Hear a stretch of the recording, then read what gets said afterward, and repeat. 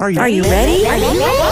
Let's go! Don't you sometimes just want to talk about everything? You know, there's days when you can just talk about anything. Need to sit back and chat about nothing at all? Nothing But Julie, coming at you with fun and creative topics and interviews. Did you hear Julie's podcast? She's got the greatest topics. Come join the chat about everything, anything, and nothing. So unwind and tune in to Nothing But Julie. Great topics and cool interviews with some pretty awesome people. And now, without further delay, here's Nothing But Julie.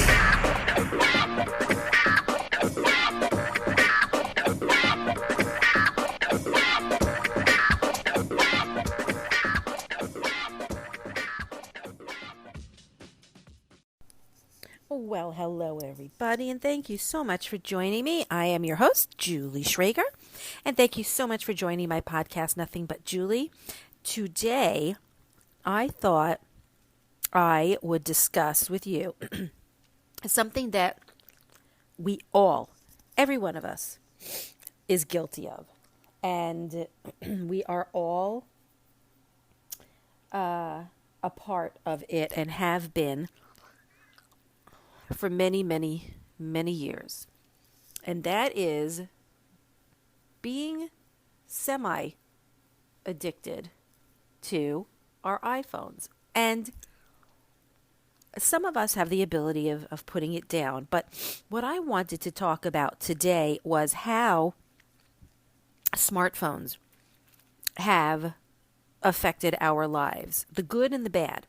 And there might be some things that you could think of immediately, off the top of your head as to what are the negatives and the positives. But I decided to do some research aside from what my own personal views are, how smartphones can be damaging, but also be a positive thing.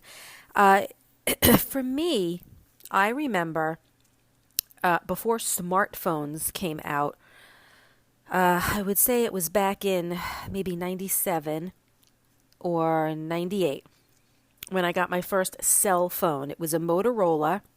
It was chunky and clunky. And I got it at the mall. I was with my young son, who was maybe 2, and I was passing by an AT&T kiosk in the mall. And I was running a little late to go see some friends for a play date for my son. I stopped at the kiosk because at this point, cell phones had become a thing. It wasn't huge like it is now, but it became a thing. So I stopped off at the kiosk to find out what this is all about. And I got the different kinds of plans and, at the time, just to see what was affordable. And I said, okay, I'm going to do it. So I got my first phone. And I remember being really kind of like, oh, wow, this is really cool. So I called my husband. And he said, where are you calling me from? Because he knew that I was at a friend's house or was going to be at a friend's house for a play date. And I said, I'm calling you on my new cell phone. And he's like, oh, so you got a cell phone? Okay, well, that's cool. A very, very short while later, he got a phone through his company because, as many of you know, when you were working back in the late 90s, we all had beepers. So I was very excited. But the only thing I could do at that time was just make and receive phone calls.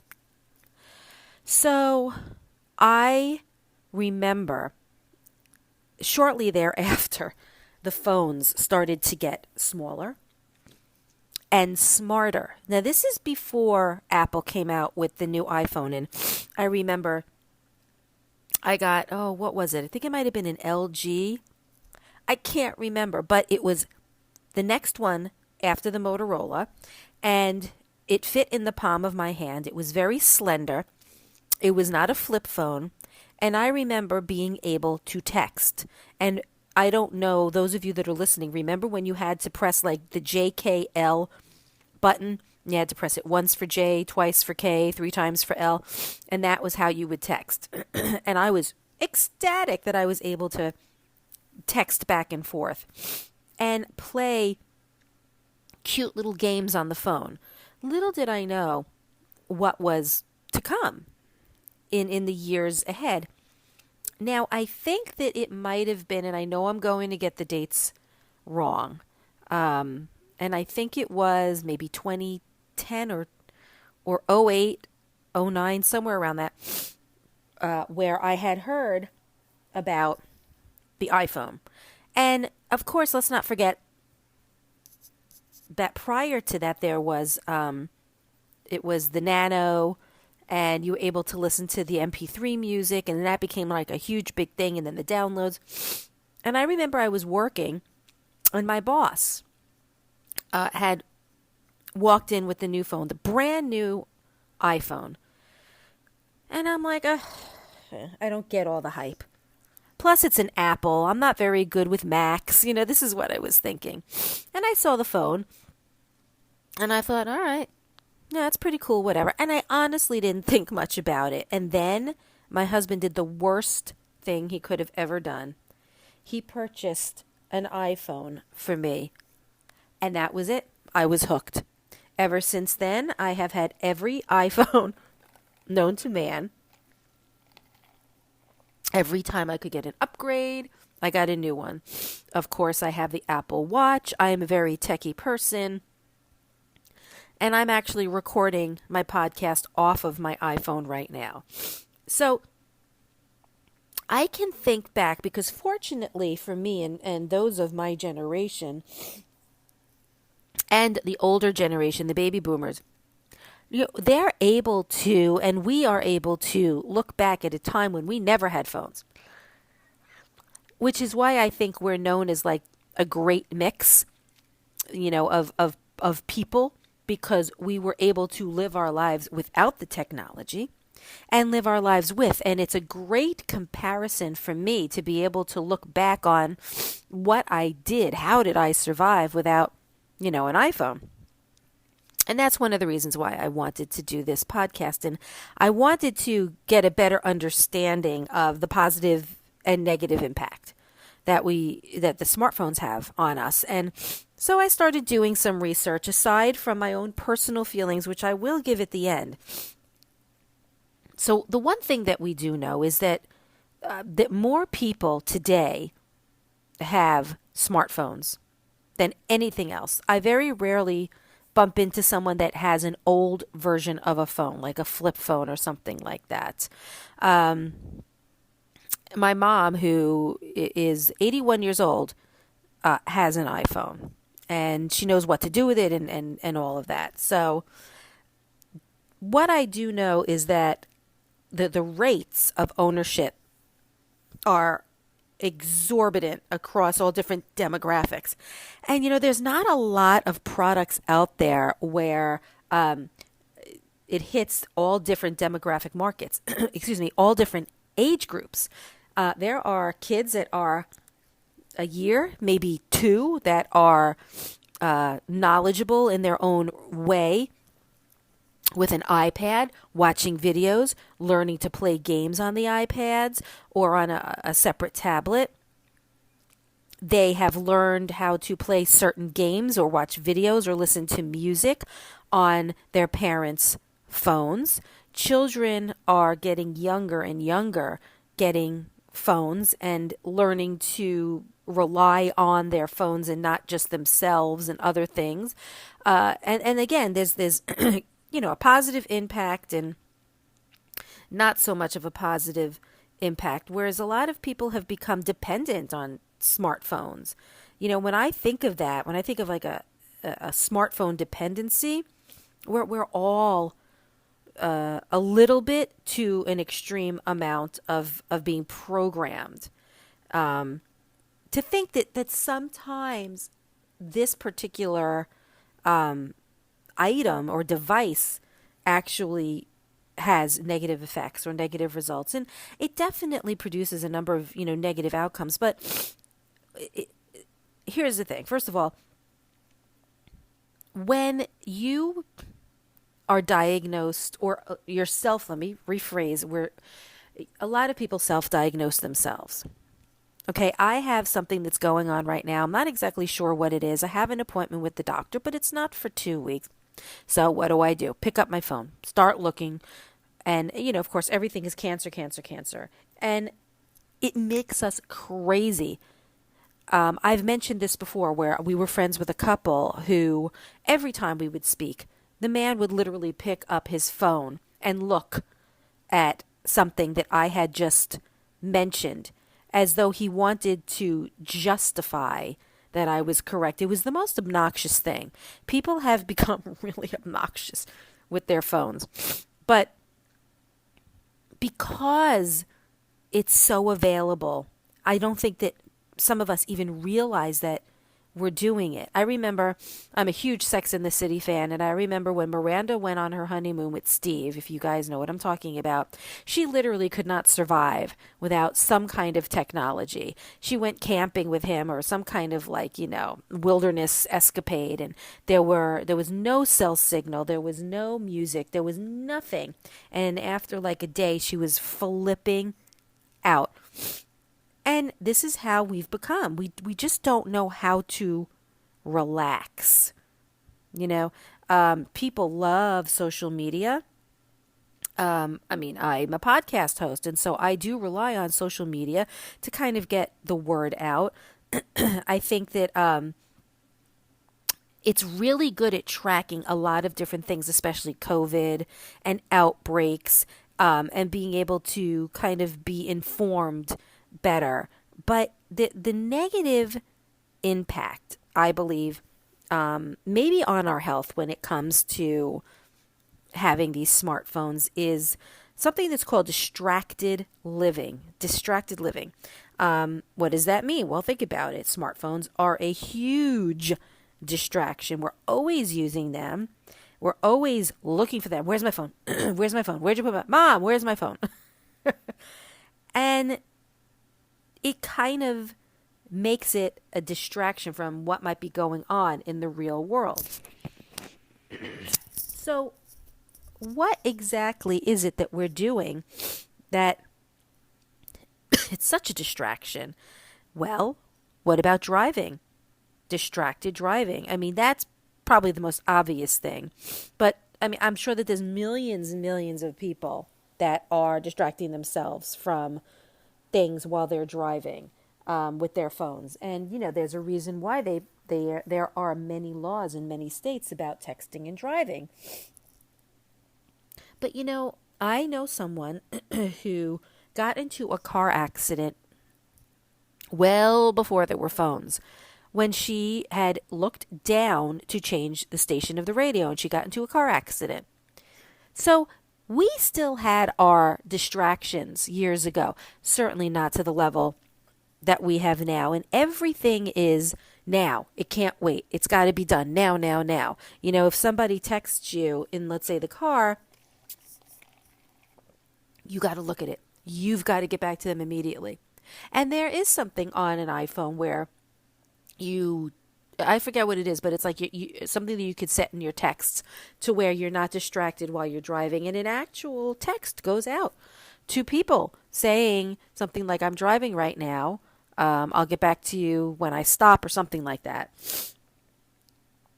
I think that because I know smartphones are not going away, and I also know that the software is going to change and it's only going to get better. We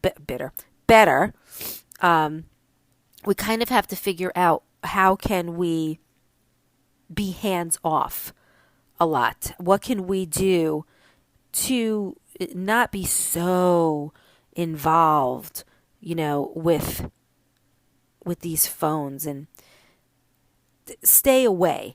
And there's a lot of people that believe that smartphones have changed our lives for the better. I don't disagree, but I also think that there's drawbacks. I think that we all have addictive natures. We're humans.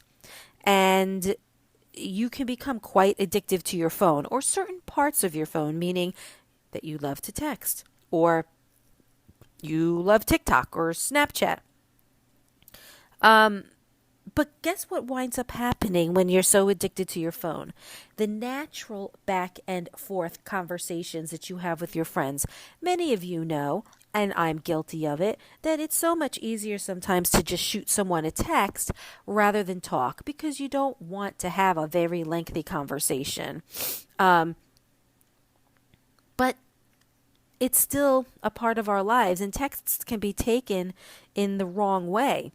The addiction aspect is always within your reach or everybody's reach. And yeah, it's okay to have a digital connection, but it shouldn't skew the reality of life.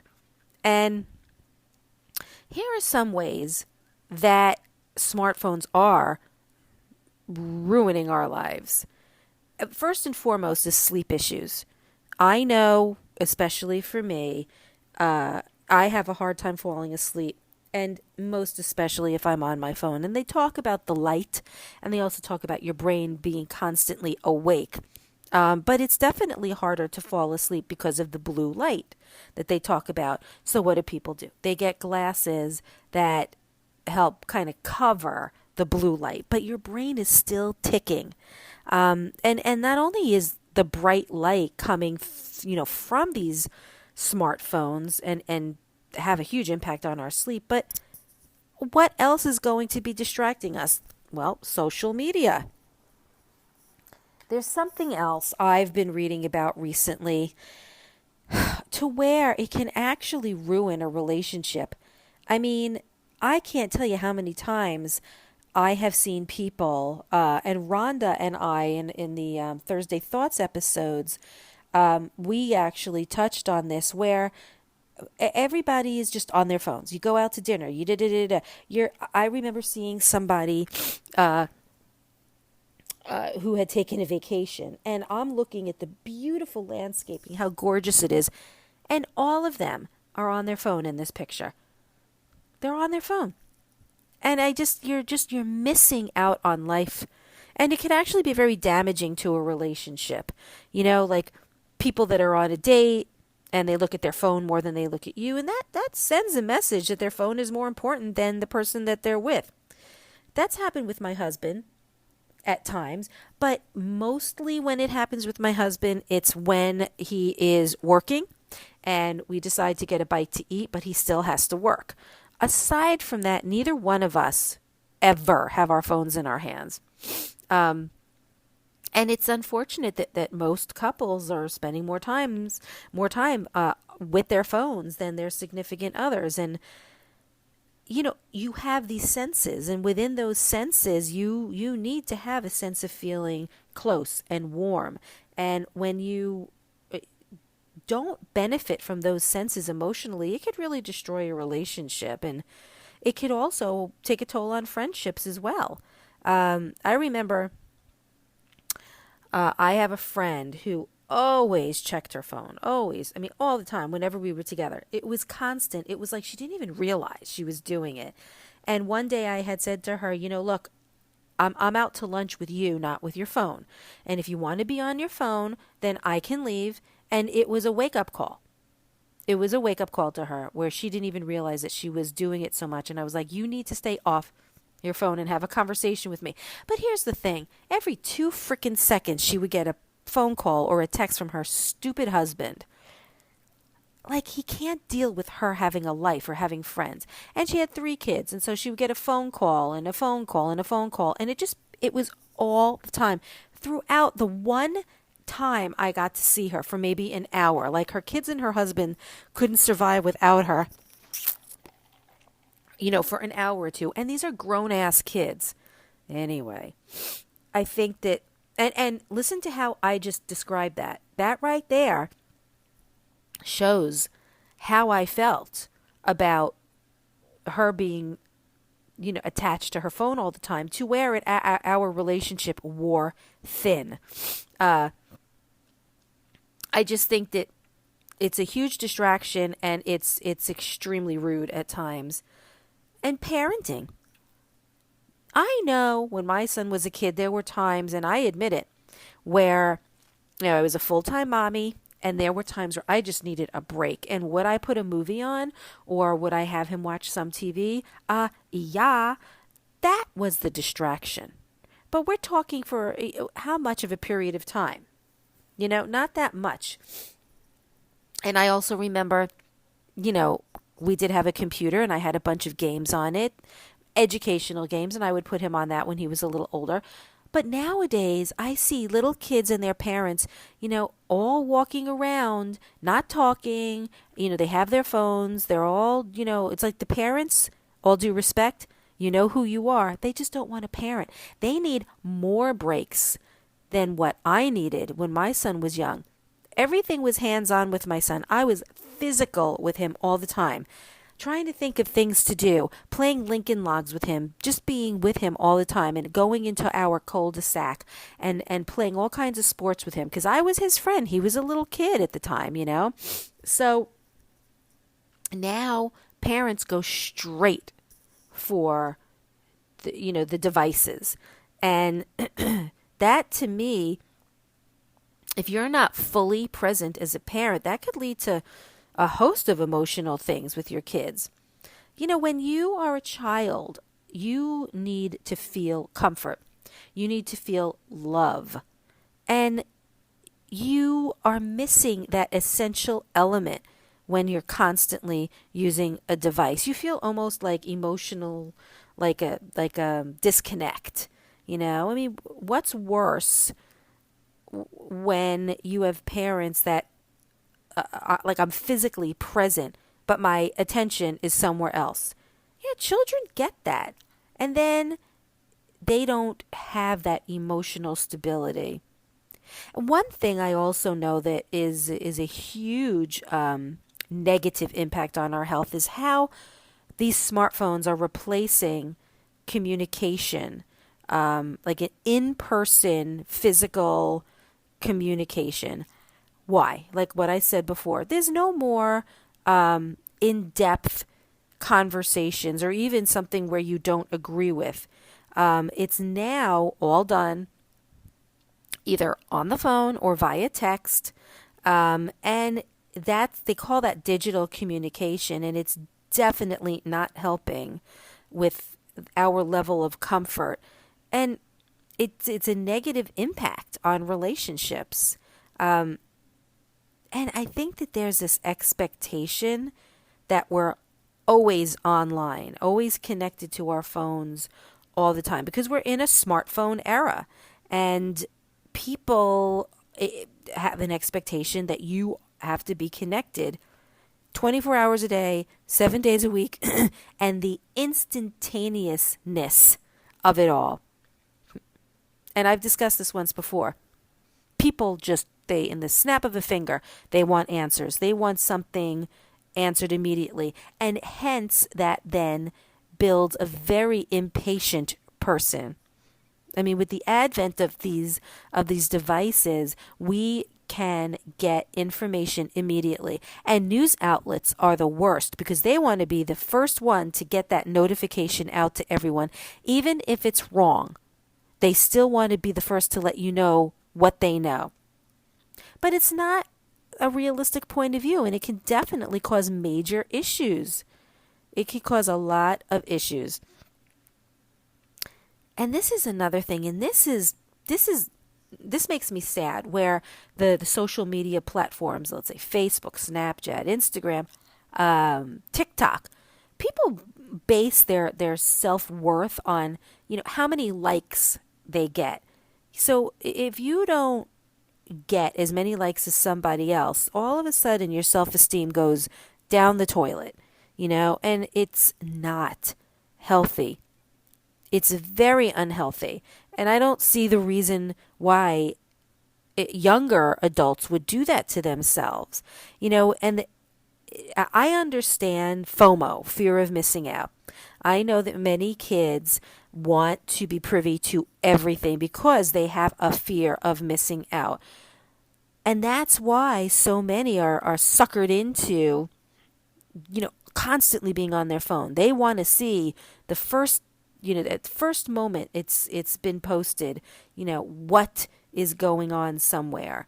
But the thing of it is there's a really negative emotional effect with social media platforms. And you can't help but constantly compare yourself to somebody else. And constantly saying, "Oh, that girl looked better than me," or "Oh my God," as soon as they find out something, it becomes like a cyberbullying kind of thing, and it's just, I don't know. Times have really changed. What about learning and comprehension? Now, I really do like to read. I lost my love of reading when I was younger and regained it when I got older. Pardon me. It's like having a mini computer in your pocket. Nothing wrong with reading on a Kindle or some other tablet. I do like the smell of old books, but I became very kind of nervous about all the other people that were touching the books in the library. So yes, I have become a digital reader, of course, but most of us will opt the digital tablet or the phone to read something rather than an actual newspaper or magazine or book, because it's convenient. But sometimes when you do have a paper to read, you can sometimes learn better than on a screen, because it's more digital exposure and it's more distractions, because you're on, let's say, your phone and you're reading a book, and then you get a notification, and then you start to read the notification, then you got to go back to what you were reading, and so it's a constant distraction. But I think one of the most important things for me that I'm finding that's detrimental for the younger generation is that they're forgetting how to date. And they're forgetting how to make friends in real life. Now, do they have friends? Of course they do. Why? School. They have no choice. They can't always have their phones with them. But, I remember a short while ago, I was out with some friends. This was pre-COVID. And I remember seeing a friend of mine's daughter. And she was telling me, we just were talking for a few minutes, that I was like, "Oh, did you meet any cute guys? Ha ha ha," joking. And she's like, "Oh God, it's so much easier to do it online than in person." No, it's just more convenient. And that's what you've kind of gotten used to. I remember when I was her age, you had to be asked out, or you had to ask out. You had to do everything in person or on the phone. And that's what made us stronger and better in certain social circumstances, because we had no choice but to be present. And that generation is generation what? Are we talking about millennials and Generation Z? They're spending less time being present, and they're more present online. And that has a lot to do with socialization and how these kids that will become adults and run our world one day, it prevents them from being socially molded like the correct way. I remember reading some research that these smartphones are not so great for our brains, that it actually introduces a form of laziness mentally. So like, instead of doing, your homework in your head, like I used to do with paper and a pencil, now you could just take out your calculator. I remember I had to learn how to split a bill. And I had to learn how to use percentages when leaving a tip. Now you can go to an app. You can go on the calculator and have it done all for you. I think that our mental health is definitely suffering because of increased smartphone use. And I think it also is linked to depression. I do believe that the well-being of a person is decreased by using social media apps.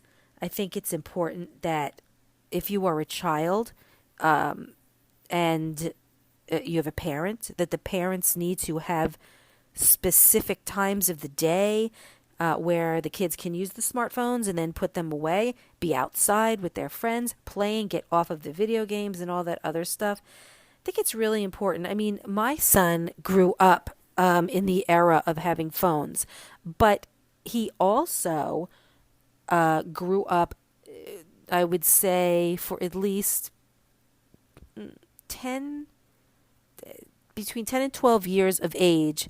I think it's more like 12 years of age when the smartphone came out. And again, there were regular phones before that. And when he was in, I think, third grade is when he got his first phone. So he was about 8. And he was very restricted. But that's all it was. It was just a phone. And he was able to talk and text, and that was it. So he also kind of knows what life was like before all of this stuff came in. Not as much as us. Not nearly as much as people that are my age. So my question is, can smartphones revolutionize our lives? Yeah, of course. Any kind of computerized device, I believe, can enhance your life. I believe that there's a lot of space moving forward where things can definitely be changed for the better. I think that sometimes having the phone as a distraction is not a bad thing. I think that once it becomes an addictive type of a distraction is when you know you need to start pulling away. I know for me, there have been times when I definitely needed to play a game of words with friends to distract myself from some news I just heard. So for me, yeah, it's definitely good. I know during the time of COVID, it probably came in really handy for lots of people to do FaceTime. So I don't believe that it's a horrible thing. I just think that we all have to kind of learn how to use it,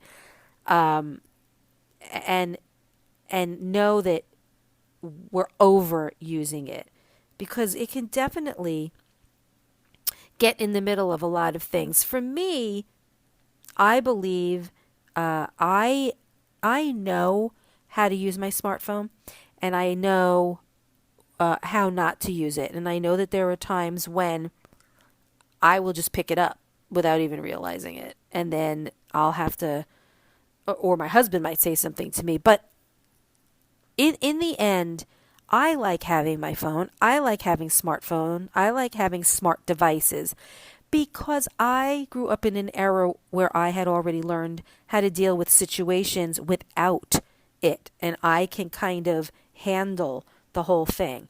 I think the younger generation is the one that needs to be worked on. So I think it's really up to parents to be cognizant of it and stop using it as a crutch. And like I said, have certain times of the day where they can't have it, like, especially during dinner. Of course, it's entirely up to the parents, but it's just important to keep an eye on what's happening and maybe start making up some rules, because it can affect them as adults in the end. So anyway, it's with that I just wanted to have a little discussion about, smartphones, because the thing of it is technology is just going to get smarter and increase, and at some point it might take over a lot of things. I think it's good to be grounded and know what life is like without it, because let's say the internet is down in the world. What are we all going to do? We all need to learn how to have some form of survival skills. And so it's always important to do that and have that as a backup instead of just relying on, technology. Anyway, happy hump day to everybody. If you want to get in touch with me, I'm on social media, Facebook, Instagram, Twitter at Nothing But Julie. And feel free to go on to any streaming platforms to check out my podcast. And feel free to subscribe and like. And also I do have a blog, which is nothingbutjulie.wordpress.com. Enjoy the rest of your week, everyone, and stay safe.